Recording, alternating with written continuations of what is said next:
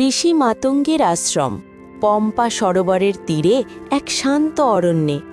এখানে ছিল সবুজের সমারোহ, পাখির কিচিরমিচির আর ফুলের সুগন্ধ। ঋষি মাতঙ্গ ছিলেন এই আশ্রমের প্রধান। তিনি শবরী নামে এক ভক্ত নারীকে শিষ্যত্ব দিয়েছিলেন, যিনি ছিলেন জাতিতে নিম্ন বর্ণের। ঋষি মাতঙ্গ যখন দেহত্যাগ করেন তখন তিনি শবরীকে বলে যান যে একদিন স্বয়ং শ্রীরামচন্দ্র এই আশ্রমে আসবেন এবং শবরীর হাতে ফল গ্রহণ করবেন। গুরুর এই কথাকে বিশ্বাস করে শবরী শত শত বছর ধরে রামের অপেক্ষায় ছিলেন। প্রতিদিন সে পথ পরিষ্কার করত, ফল সংগ্রহ করত এবং অপেক্ষা করত সেই মাহেন্দ্রক্ষণের। অবশেষে সেই দিনটি এলো।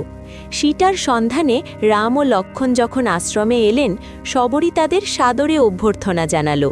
সে রামকে যে ফলগুলো খেতে দিল সেগুলো ছিল তার নিজের চেখে দেখা, যাতে রামের মুখে কোনো টক ফল না পড়ে।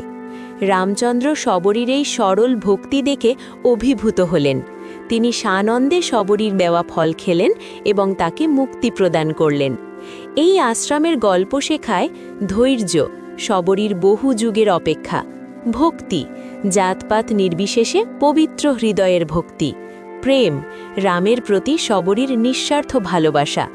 ঋষি মাতঙ্গের আশ্রম শুধু একটি স্থান নয়, এটি ছিল ভক্তি, ধৈর্য আর ঐশ্বরিক প্রেমের এক অমর নিদর্শন।